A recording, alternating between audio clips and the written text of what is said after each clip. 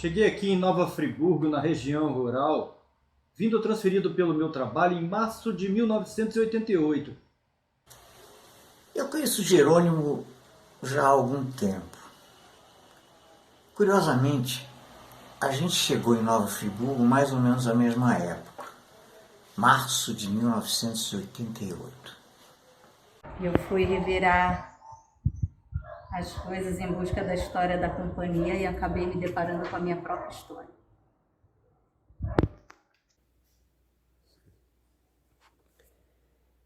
Aos 24 anos eu cheguei na companhia arteira. Faziam 3 anos que eu tinha decidido sair do Rio e voltar para minha cidade natal, Cantagalo. E a pessoa que me enviou me pediu para eu trazer um lençol. A sorte é que eu sou bem prevenido e trouxe 2 lençóis. Aqui é frio, bem frio. Mas o que incomodava era quando as pessoas me perguntavam de que família você é. Na verdade, o que incomodava nem era a pergunta, e sim a resposta que eu dava. Eu fazia um histórico, minha família é de Minas, eu nasci na Baixada Fluminense, e até o motivo de eu chegar aqui por essas bandas. Eu não sabia que arte que eu ia fazer, mas eu sabia que eu queria ser artista. Quando as pessoas me perguntavam, você vai ser o quê quando crescer? Eu logo dizia, quero ser artista. E lá na casa da minha avó eu podia ser artista. Eu fui revirar as agendas antigas porque eu queria saber certinho, assim, as datas que a gente começou aquele espetáculo, ensaiar na casa de quem. E eu tenho isso tudo anotado, eu guardo todas essas agendas com todas essas coisas. E aí quando foi no feriado do dia 20 de novembro, eu saí de lá para visitar o meu pai, que estava com câncer, em estado terminal já, e nunca mais voltei. Eu me aproximei do teatro pelo simples fato de eu não conhecer ninguém, não ter parentes por aqui. Eu precisava me aproximar das pessoas, ter amigos, enfim, participar de uma família. Eu vi um cartazinho no centro de arte informando sobre um curso de teatro. Esse foi o meu primeiro encontro com a arte cênica. Daí em diante, eu atuei em muitos trabalhos. Esse foi o último livro que ele leu. Na verdade, ele não terminou de ler. Ele parou no capítulo 2. Um capítulo intitulado de Sem Volta.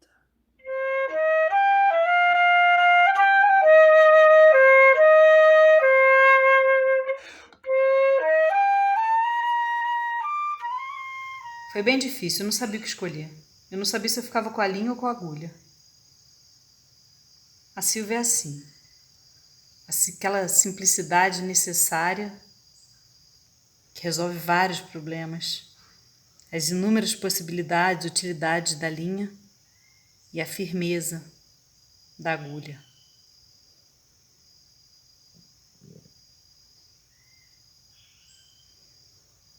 A linha, se a gente não tiver cuidado, embola, né? E a agulha espeta. É pontuda. E quem me trouxe a chave foi a Silvia. Houve uma época que eu estava assim muito perturbado, muito conturbado, perdido.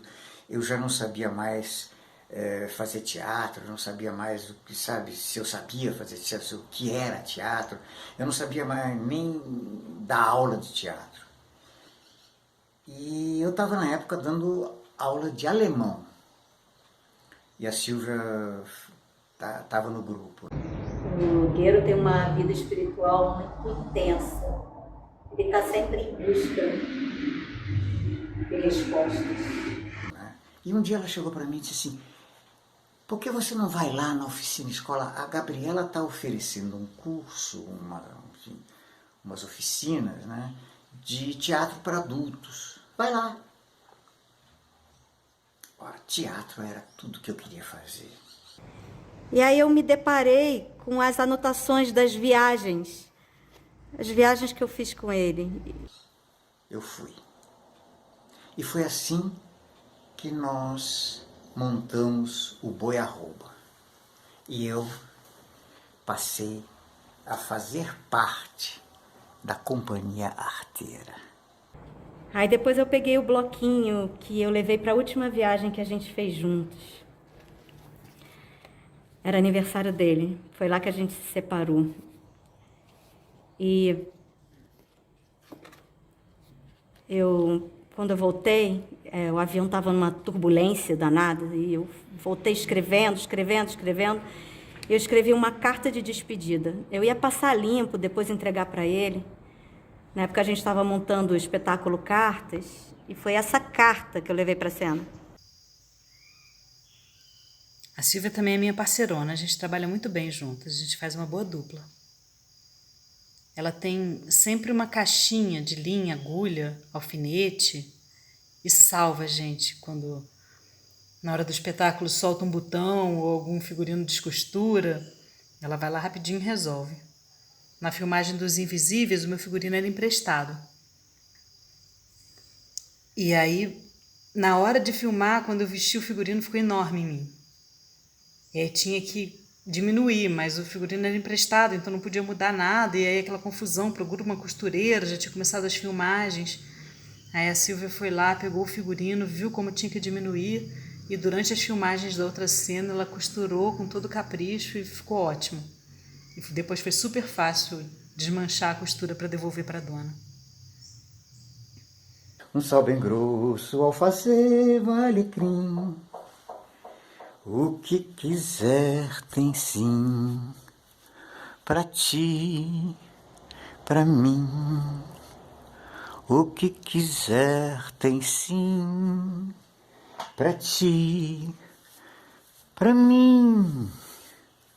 O que quiser tem sim.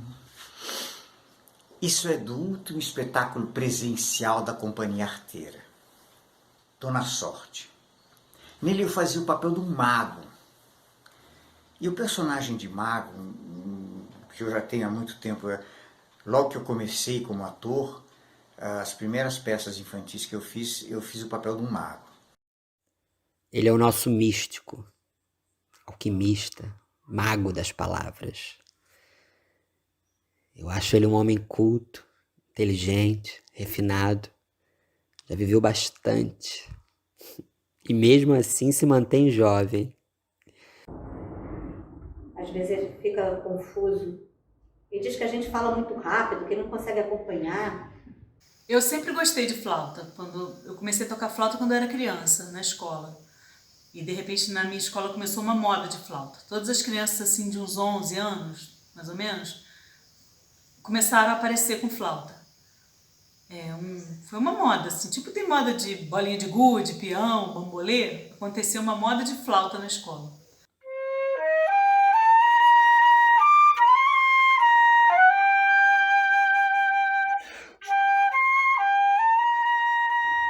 Gabriela,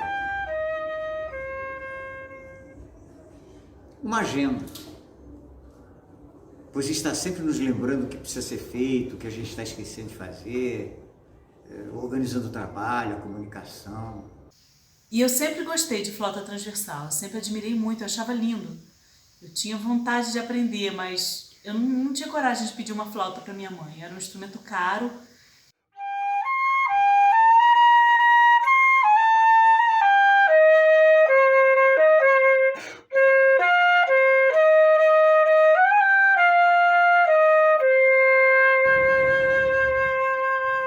Esse livro é bem bonito.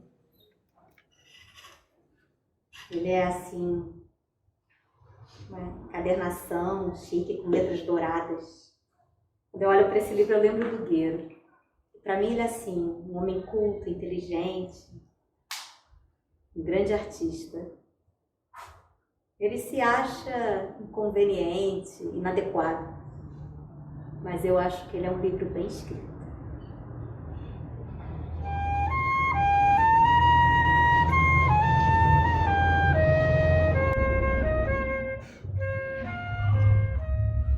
Um cristal é uma estrutura sólida que tem suas partículas organizadas de forma regular, dando algumas características como transparência, as faces lisas e uma estrutura tridimensional, de certa forma simétrica. O cristal Phantom é um cristal que tem uma névoa por dentro. Ele pode ter também alguns musgos, alguma estrutura em processo de formação. A minha flauta doce, a primeira flauta que eu tive, fui eu que comprei, porque eu comecei a trabalhar muito cedo. Eu comecei a trabalhar com 11 anos. Mas também, sabe, um diário íntimo, onde se escrevem dores e prazeres e a imensa alegria de viver.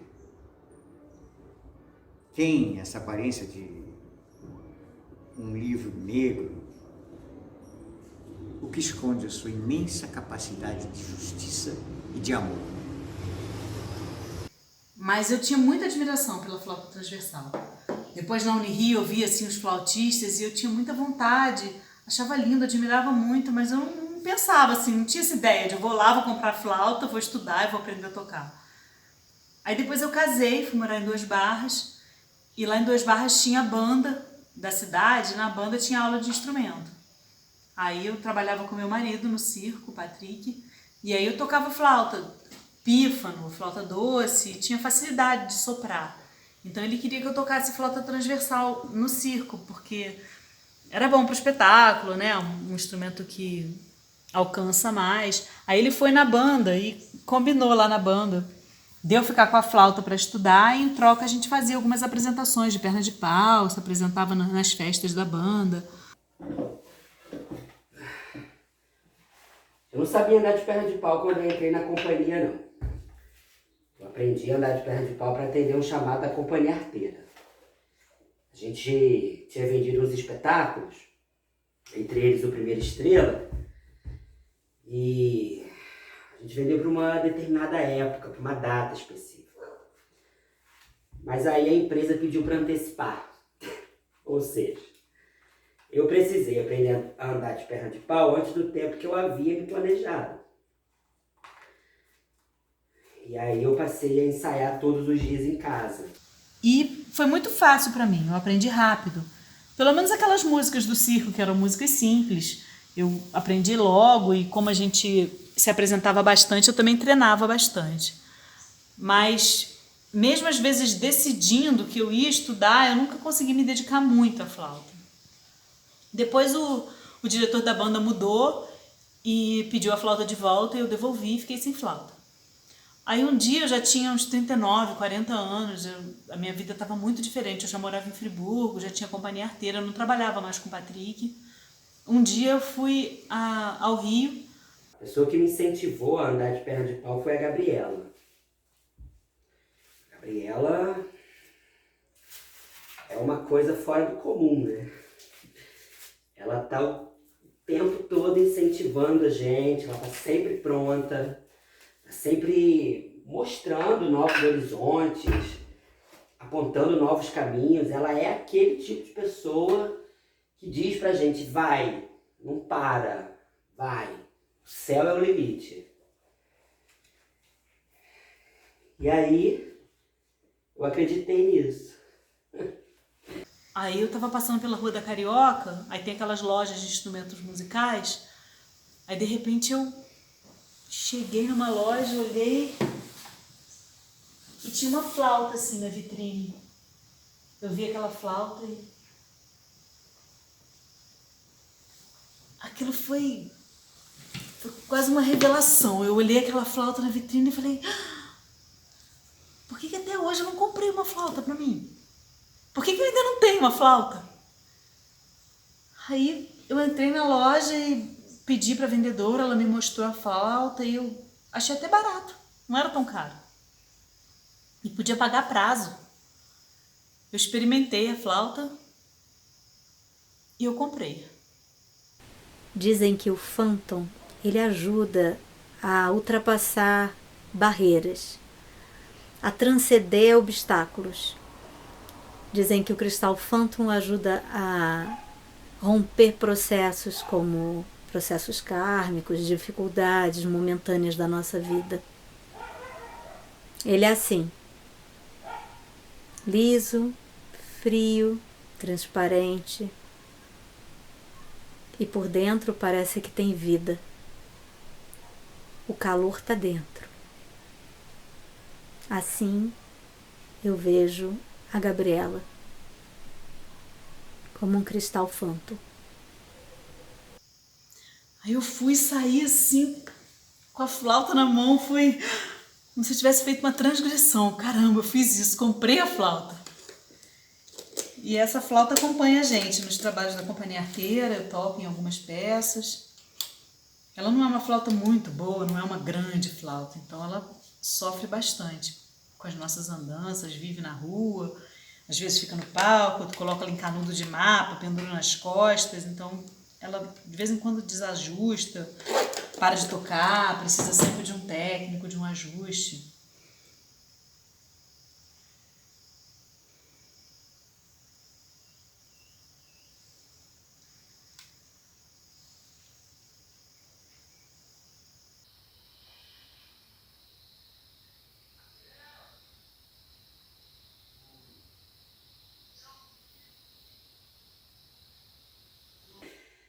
A gente apresentou o espetáculo e foi lindo. Foi muito lindo. Eu sempre gostei desse instrumento, desde criança. Sempre. Tem uma coisa que, quando a gente está em cima da perna de pau, é que a gente não pode ficar parado nunca. Senão a gente cai. Quando eu penso no Cássio, eu vejo ele tocando tambor, assim como se fosse um alquimista, um feiticeiro, um xamã. Tambor xamânico, tocando em ritmos lentos ou rápidos, vibrando assim, com mais intensidade, mais devagar, mais lento, chamando e despertando a nossa criatividade, chamando para uma dança coletiva.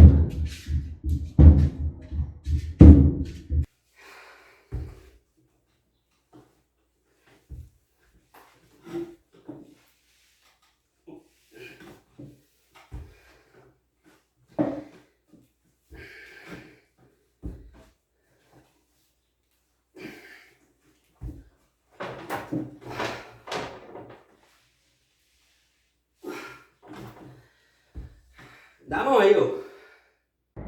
O Gueiro é engenheiro agrônomo. Foi ele que trouxe a agricultura orgânica aqui para Nova Friburgo. Eles plantavam num sítio lá em Campo do Coelho.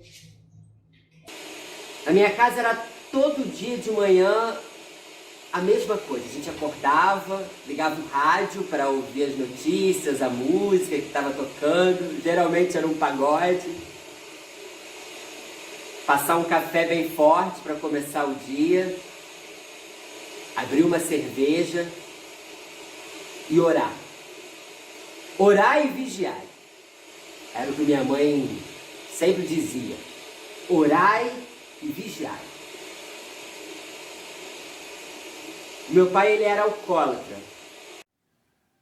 Essa escultura eu fiz num período da minha adolescência. Eu experimentei muitos caminhos artísticos e teve um dia que eu vivi um tempo num ateliê de artes na Rua da Carioca. Eu só conheci esse ateliê porque eu fui comprar uma palheta para o meu sax, que ficava na loja ao lado. Meu pai morreu novo, ele morreu nem com 60 anos. Ele devia ter uns 55, talvez. E bebeu até morrer. Copinho de cachaça. Quando eu penso no Jerônimo, me vem essa coisa que ele tem de chegar assim, de repente, num boteco e mediado por uma cachaçinha, né? Sabe, falar com todo mundo e tal, se comunicar com as pessoas, né? Aí, de repente, ele pega a viola e canta uma canção ou conta algum caos, assim, né? E dessa forma ele vai criando assim, relação com as pessoas de uma maneira assim, muito simples, muito direta, né? De pessoa comum. Comum como um copinho de cachaça. A minha mãe, ela tentou de tudo para fazer o meu pai parar de beber. Até que um dia ela conheceu a Igreja Universal e se tornou evangélica. E ela me levava junto com ela para esses cultos. Mas a gente só se conheceu depois, na Rádio Comunidade, onde cada um tinha um programa, né? Na época eu usava boina, eu sempre usei boina. E um dia ele do nada me veio e me deu uma boina ocre, marronzinho claro, assim, sabe? Eles diziam que ia tirar vício, doença, mau hábito, tudo. Que a pessoa ia sair dali transformada. Eu gostava muito daquela boina. Eu usei ela durante muito tempo. E curiosamente, ela passou a fazer parte do acervo da Companhia Arteira, como parte da indumentária que ele, Jerônimo, ele mesmo, usou para o personagem que ele fazia no Alabum Ticabum. E aí, logo na entrada, minha mãe ganhou uma espadinha de jornal. Era uma luta contra Satanás. E minha mãe lutava. Minha mãe lutava muito. Ela lutava demais. Ela lutava, orava, chorava e falava em umas línguas estranhas. A igreja toda. Era uma catarse. Mas sempre disponível para oferecer uma dose.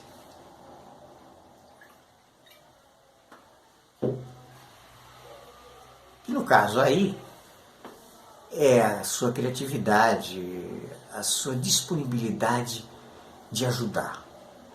Seja limpando, carregando coisas, cuidando da manutenção do nosso acervo,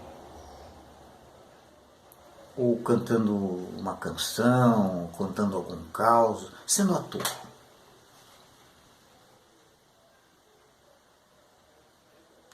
Esse é o Jerônimo. Até hoje eu me lembro do cheiro do óleo que o pastor passava na nossa cabeça.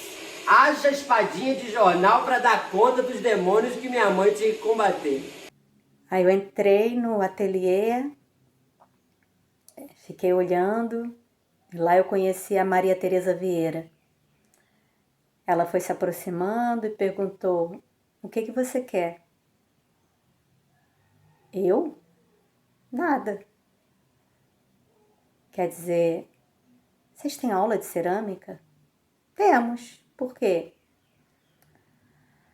Eu queria ter contato com argila. Até que um dia não teve jeito.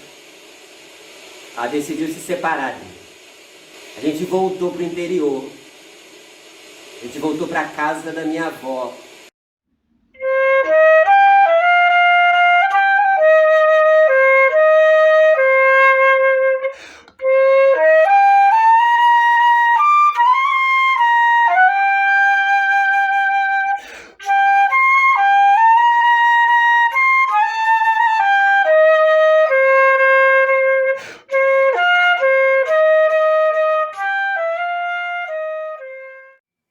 Lá é só por isso? Então vem comigo. E aí ela me levou para uma sala enorme e colocou um bloco de 20 quilos de argila na minha frente. Pode ter o seu contato à vontade. E saiu da sala. Era na casa da minha avó que eu imitava tudo que eu via no culto. Lá eu contava para todo mundo o que acontecia, o que minha mãe fazia, as batalhas dela. Contava sobre essa espadinha de jornal, contava sobre os hinos, contava sobre as línguas estranhas que eu ouvia. E imitava o pastor, imitava minha mãe, imitava o irmão, cantava, rebolava. pintava o set, a família ia abaixo. Aí eu fiquei lá, não sabia o que fazer. Coloquei a mão na argila e fechei os olhos e comecei a mexer, a apertar, a chorar. E foi esse meu ser que transborda, né? Eu sempre quis ter um filtro dos sonhos. Sempre. Mas o bom do filtro dos sonhos é você ganhar. É que alguém te dê de presente. Minha avó dizia que minha mãe tinha que ter me mandado pro Raul Gil, porque eu era um fenômeno. Uma criança pequena, gorda, feia. Porque eu era feio. Eu era engraçado, mas era feio. Imitando pastor. Era uma comédia. Era lá que eu dava o meu show. Fui apertando aquilo, mexendo, chorando, chorando, chorando. E aí eu senti uma mão no meu ombro. E quando eu abri os olhos, ela falou para mim: agora você termina com os olhos abertos. E tinha essa escultura na minha frente. Aí quando eu olho para ela, né, esse material que era uma argila, que virou cerâmica e que teve que passar por uma queima, teve que passar por um processo de 1800 graus para ficar dura, para não desmontar na água, mas que mesmo assim é frágil, né? Porque já caiu, já quebrou. Eu colei todos os pedacinhos. Eu lembro da Companhia Arteira. Na Companhia Arteira, todo fim de ano, a gente se reúne para fazer um amigo secreto. E o diferencial do nosso amigo oculto é que temos que construir o presente. Coisa que eu ainda não fiz. Dou o presente, é claro, mas não um presente que não é construído por mim. Teve um ano que a Silvia me tirou lá no nosso amigo oculto.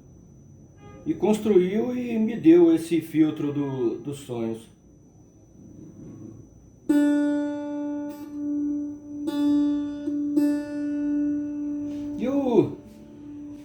Eu tenho certeza absoluta que eu não contei nada para Silvia.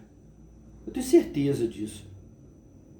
Ela que, com sua delicadeza e sensibilidade, adivinhou